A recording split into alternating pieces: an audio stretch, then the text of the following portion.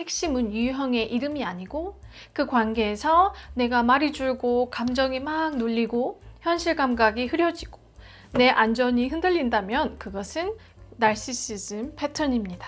그것이 중요한 것이죠. 안녕하세요. 장다르크입니다.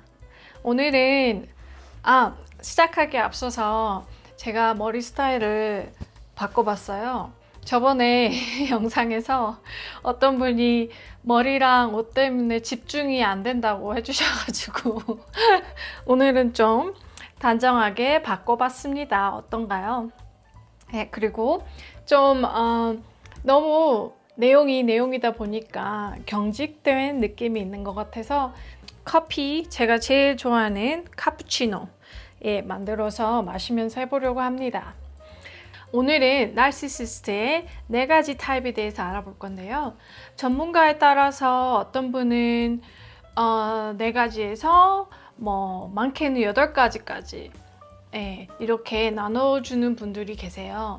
근데 제가 볼 때 주위에서 흔하게 볼 수 있는 4가지 타입으로 정리하면 좋지 않을까 해서 그렇게 영상을 만들어 봤습니다.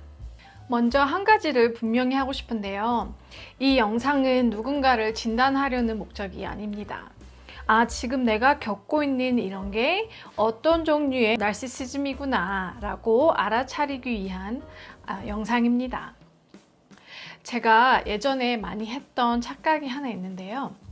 사랑하면 결국엔 좋아지겠지. 그 사람은 날 사랑한다고 하니까 내가 조금만 참으면 되겠지. 라는 착각이었어요.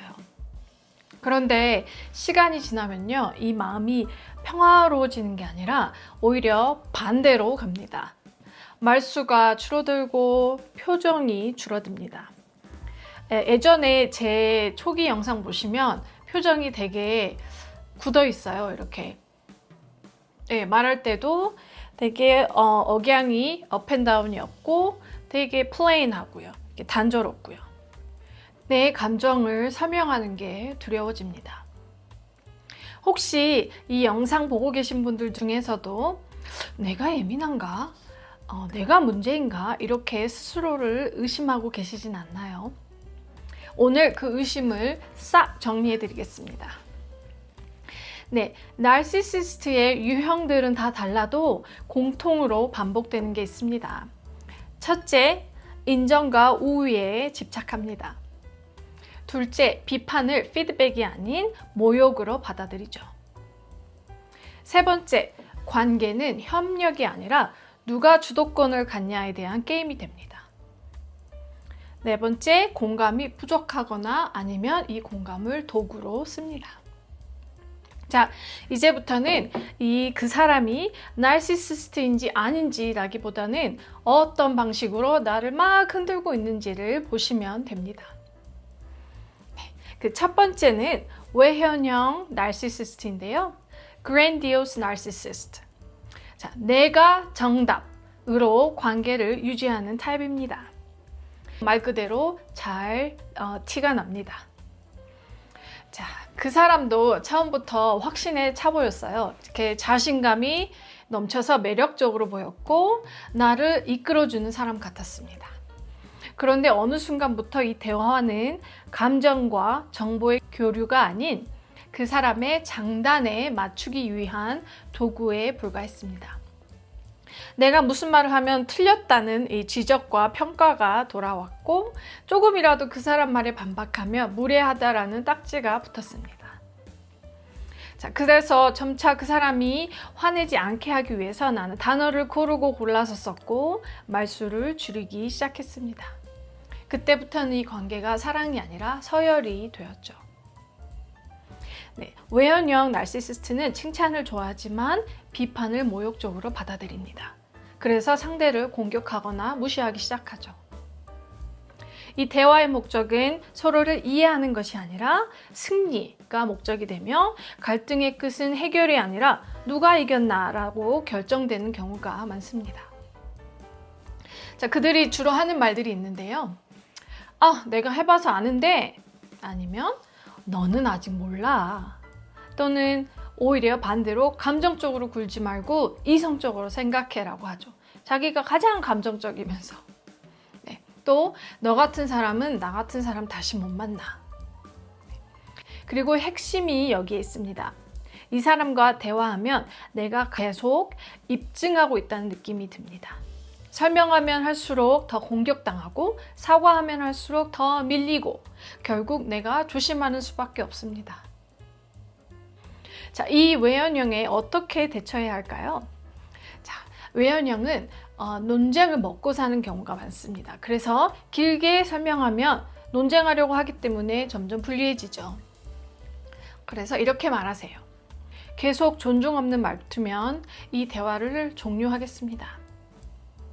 제 결정은 바뀌지 않습니다. 그건 당신의 해석이지 제 해석이 아닙니다. 아니면 계속 소리 지르면 이 자리를 떠나겠습니다. 라고요. 네, 두 번째는 내현형 나르시시스트입니다. Covert Narcissist. 조용히 죄책감으로 당신을 흔드는 타입입니다. 이게 진짜 헷갈리는데요. 왜냐하면 대놓고 소리를 지르지 않거든요. 겉으로는 상처받은 사람처럼 보이기도 합니다. 그런데 이상하게요. 이 사람과 대화가 끝나면 제가 마치 죄인이 된 듯한 느낌을 받습니다. 그 관계에서 나는 결국 미안해, 미안함으로 움직이게 됩니다. 내연형은 직접 공격 대신 치사하게 침묵을 하거나 삐짐 아니면 냉전으로 벌을 주며 죄책감 유발로 상대를 통제합니다. 자, 나는 문제를 풀어보고자 다가가지만 상대는 더 다칩니다. 결국 관계의 목표는 사랑이 아니라 평화 유지로 변하죠. 평화라도 유지해야겠다라고요. 자, 이런 말들 들어보셨을 거예요. 괜찮아, 너는 원래 그런 사람이니까. 아니면 나는 너한테 기대 안 해. 기대하면 상처만 받으니까. 너가 행복하면 됐어. 내가 그냥 참을게. 겉으로는 착한 말처럼 들리죠? 하지만 그 기능은 다릅니다. 죄책감을 상대에게 심어서 상대를 움직이게 하는 말들입니다. 자, 내연형의 핵심 신호, 당신이 알아차릴 수 있는 핵심 신호는 이겁니다. 내가 뭘 잘못했는지 모르겠지만 미안합니다. 그리고 거절하면 죄인이 되는 것 같고 사과가 해결이 아니라 그에게 진 빚이 됩니다. 자, 이런 내연형에게 대처할 만한 멘트를 알려드릴게요. 자, 침묵으로 벌을 주는 방식에는 반응하지 않을 거야. 자, 대화가 준비되면 저에게 말씀해 주세요. 죄책감으로 저의 결정을 바꾸진 않겠습니다. 혹은 제가 이렇게 자꾸 죄인 역할을 맡는 대화는 안 하는 게 좋을 것 같아요. 네, 세 번째는 말로만 듣던 악성 나르시시스트, 즉 malignant narcissist인데요. 관계가 바로 심리전이 되는 타입입니다. 듣기만 해도 피곤하죠. 자, 악성 나르시시스트와의 관계에서 그걸 당하는 사람들이 가장 하는 말이 뭐냐면요. 나 요즘 대화 내용을 너무 기록하고 싶잖아. 아니면 그 사람 말이 자꾸 바뀌어. 내가 자꾸 이상한 사람으로 몰린다니까. 아니면 내 기억이 틀렸나 진짜. 이런 느낌이 자꾸 반복됩니다. 그러면 당신은 점점 스스로를 의심하며 결국 현실을 의심합니다. 이렇게 갈등이 지속될수록 상대는 오히려 나를 무너뜨리는데 능숙하게 되죠. 자, 그때부터는 관계가 사랑하니 안 하니 이게 아니라 심리전이 됩니다. 그리고 처음으로 이건 감정 문제가 아니라 안전의 문제일 수도 있겠다라는 생각이 들기 시작합니다. 악성 나르시시스트와의 관계는 가스라이팅, 협박, 인격 모독, 고립, 평판, 공격, 보복까지 확장될 수 있습니다. 갈등은 해결이 되지 않고 확장되며 상대의 목표는 이해를 하는 게 아니라 상대를 지배하려고 하는 경우가 많습니다. 자, 악성 나르시시스트들은 이런 말을 당신에게 자주 합니다. 야, 아무도 너 안 믿어. 내가 말하면 너 끝이야. 야, 너 문제 있는 거 알고 있지? 아니면 그 말 너 나중에 책임질 수 있어? 악성 패턴이 의심될 때는요, 설득해서 이해시키려고 하지 마세요. 그러면 갈등만 점점 더 깊어집니다. 악성 나르시시스트에게 대처하는 멘트. 자, 이때는 짧고 안전이 중심이라는 거 잊지 마세요. 자, 이렇게 말하세요. 필요한 내용만 문자로 할게요. 위협, 모욕, 협박이 있으면 즉시 대화를 중단하겠습니다. 이렇게 사실 왜곡이 반복되면 기록 기반으로만 소통하겠습니다. 그리고 정말 중요한 말인데요. 위협이나 스토킹, 폭력, 재정 통제 같은 요소가 있으면 제발 혼자 해결하려고 하지 마세요. 거리 두기는 기본이고 기록, 지원망, 전문가 도움을 우선 고려하셔야 합니다. 자, 마지막으로 네 번째는 공동체형입니다. Communal Narcissist. 자, 착한 척으로 빚을 만들어내는 타입입니다. 자, 이 유형이 더 어려운 이유는 주변 평판이 너무 좋습니다. 자, 사람들은 그 사람들에 대해서 이렇게 말하죠. 아우, 야, 걔 좋은 사람이잖아. 아니면 너만 너무 예민한 거 아니야? 라고요. 그런데 이 가까이서 겪는 사람의 심정은 참 다릅니다. 도움을 받으면 받을수록 마음이 편해지는 게 아니라 이렇게 빚을 진 듯이 부채감만 커집니다. 거절하면 갑자기 내가 나쁜 놈이 되는 것 같고, 네, 이들은 도움을 미끼로 빚지게 만들고 그로 인해 감사와 충성을 그 사람에게서 요구합니다.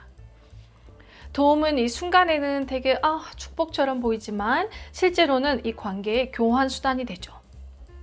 자, 이 도움이 관계에서 어떤 대가, 즉 순종이나 감사, 영향력, 통제 등을 사는 수단이 되는 것입니다. 또한 이 좋은 사람 프레임 때문에 괜히 그 사람을 비판했다가는 나만 오히려 고립될 수 있습니다. 그들이 주로 하는 대표 멘트는 이건데요. 내가 너를 위해 얼마나 희생했는지 아니? 내가 아니면 누가 너를 챙겨? 내가 이렇게까지 했는데 넌 그 정도도 못해? 핵심은 이건데요. 고마움과 복종은 다릅니다. 그리고 이 도움은 거래가 되는 순간 남을 통제하기 위한 무기가 됩니다. 네, 공동체형 나르시시스트에게 대처하기 위한 멘트는 이렇게 하면 돼요. 도움은 감사합니다. 그러나 그 이후로 제 선택을 바꾸지는 않겠습니다. 해주신 것은 고마운데요. 하지만 그로 인해 제가 의무를 지는 건 아닙니다. 의무라고 한 것 같아요. 그렇죠? 의무. 얼마 전에 유재석 씨가 놀면 뭐하니에서 보니까 의무라고 하더라고요. 또는 저는 거절할 권리가 있습니다. 거절은 배신이 아닙니다. 네, 오늘은 나르시시스트의 4가지 유형을 정리해 드렸습니다. 다시 말씀드리지만 핵심은 유형의 이름이 아니고 그 관계에서 내가 말이 줄고 감정이 막 눌리고 현실 감각이 흐려지고 내 안전이 흔들린다면 그것은 나르시시즘 패턴입니다. 그것이 중요한 것이죠. 네, 이 영상이 누군가를 낙인 찍는 도구가 아니라 나를 지키는 기준이 되길 바랍니다. 네, 오늘도 장다르크 했습니다.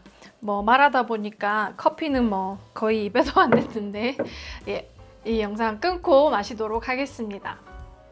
오늘도 좋은 밤이죠. 이제부터 밤에 올릴 거거든요. 매주 화요일 밤에 영상 시청해 주시고요. 네, 오늘도 좋은 하루 되시기를 바랍니다.